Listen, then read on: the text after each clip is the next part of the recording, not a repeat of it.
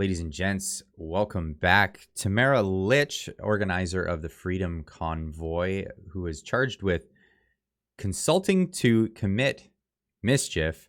Her bail was denied, and that decision was overturned yesterday. Here she is leaving the courthouse.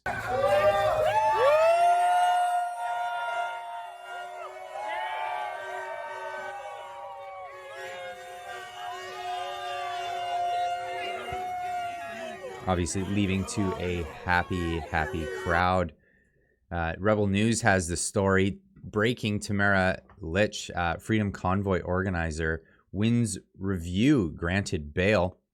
Lich will be required to leave Ottawa within 24 hours, to be out of Ontario within 72 hours, alongside her order to stay off social media, not protest against COVID policies, and to have no contact with any of the co-accused. Tamara Lich, one of the organizers behind the Freedom Convoy, has won an appeal and will be now granted bail.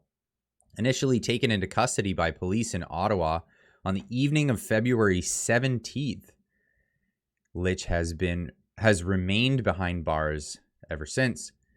At her previous bail hearing on February 22nd, Lich had her request for bail denied by Justice Julie Bourgeois, a former Liberal Party candidate who Lich accused of holding political bias in the case.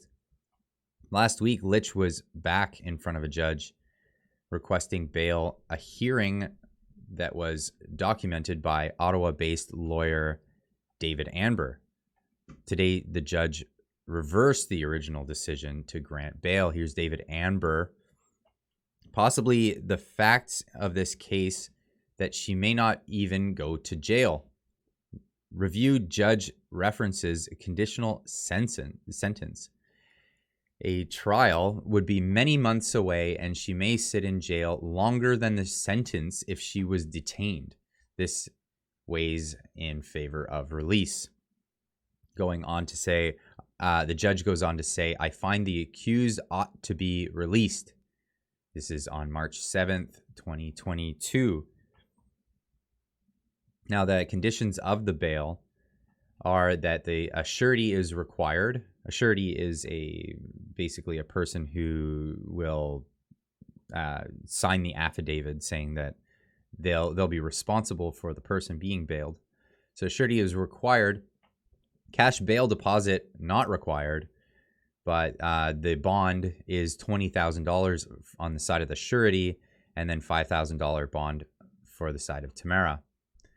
She'll have to leave Ottawa within 24 hours, leave Ontario within 72 hours, report to police, reside as directed, no contact with the co-accused, no social media, no protesting COVID. Surety to monitor her devices, not allowed people to post messages on her behalf, attend court as required, not attend Ontario except for court meetings with counsel. The Crown now providing names of the co-accused from whom Lich may have no contact. The National Telegraph weighed in on this situation, saying Canada weaponized the justice system against Tamara Lich. This is the Canadian government engaging in lawfare, a new word to add to your vocabulary. Lawfare. This is where the process is the punishment. So you use rather than using the court system to punish people, or that's the idea. Use the court system to punish people with a decision. No, you use the process as the punishment. The decision would hardly be anything for a case of consulting to commit mischief.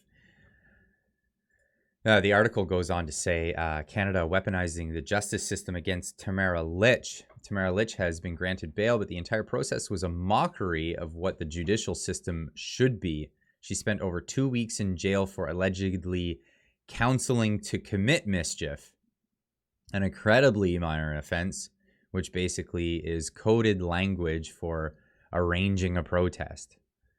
The protest in question was peaceful for 3 straight weeks caused no damage to the city and brought booming business to all the businesses that stayed open during the convoy. It should also be noted that the judge did rule the protest a legal expression of political speech at the original injunction hearing, even though he did say that the trucker air horns were a public nuisance. Side note that there was an injunction to stop the horns, and the protesters obliged that injunction.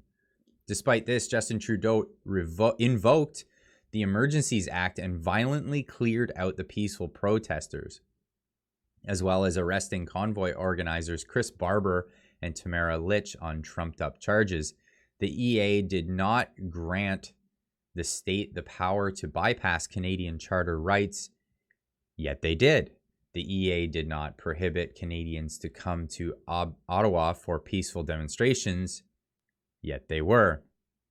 A lot of Canadians who followed the development of the Freedom Convoy are left wondering, how did Trudeau get away with this? The answer seems to be in the fact that the Liberals have full institutional control after they bought all the legacy media outlets with their $1 billion worth of bailouts. They could be reasonably sure that a large segment of the Canadian population would never be exposed to the truth. And this is why people are turning to channels like this one on YouTube, reporting on exactly what's happening. The much scarier aspect of this entire situation is that the court system disproportionately favors those with power and resources to abuse it. In this case, Tamara Lich was originally dealt with a judge with strong ties to both Justin Trudeau and the Liberal Party. It is likely that Justice Julie Bourgeois felt that she did not need to recuse herself and had the liberty to partake in political activism from the bench, since she could be reasonably confident that there would be zero repercussions since she sided with the Liberal establishment. I'll make sure to link this article down in the description down below. You can read the rest of it at your leisure. Now, this is a big win for the Freedom Convoy organizers and people who,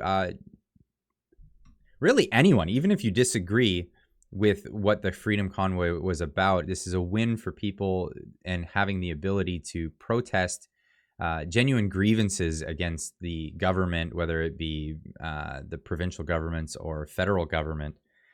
In this case, having the weight of the government institutions thrown down on an individual can be a daunting task, and very thankful for the pro bono lawyers that jumped on the case as the Freedom Convoy funds were frozen as of yet, are still frozen. I'm going to report on that as soon as I get more information about what's going on with the Give, Send, Go account in that case. But that's all I have for you today. Big win. Keep on trucking.